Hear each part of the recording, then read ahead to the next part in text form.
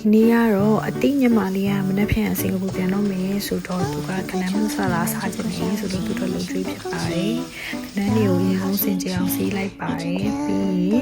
လေရနေထပ်ပိုင်းပိုင်းမယ်ထပ်ပိုင်းပိုင်းပြီးပါဝင်ပစ္စည်းလေးတွေကိုရောကြိတ်နေ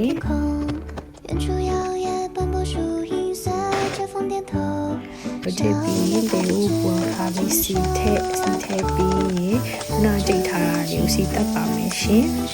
နည်းနည်းလေးအညူရောင်တက်လာရင်စနွေးမုတ်အစိမ်းမုတ်ထည့်ပြီးတော့ထပ်ပြီးတော့မှွေပေးပါမယ်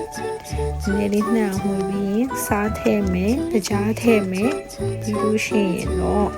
QC လေးထည့်ပြီးတော့မဆလာလေးနည်းနည်းနဲ့ဂျင်းမှုတ်လေးနည်းနည်းထည့်ပြီးတော့မှွေပေးပါမယ်ရှင်ပြီးရင်စီးထားတဲ့ကနန်းမျိုးထည့်ပြီးတော့ရေနွေးလေးနည်းနည်းထည့်ပြီးတော့ခဏလေးအုပ်ထားပါအုပ်ထားပြီးရင်မကြီးရည်လေးနည်းနည်းထည့်ပါမယ်ကြက်ဥလေးခောက်ထားတာကိုထည့်ပါမယ်ရှင်မဆလာလေးနည်းနည်းနဲ့နမလေးအုပ်ပြီးမှုကြိုက်တဲ့ကနန်းမဆလာလေးရပါပြီညီမလေးကတော့စားလို့ကောင်းလို့ကုံတော့ပါမယ်ရှင်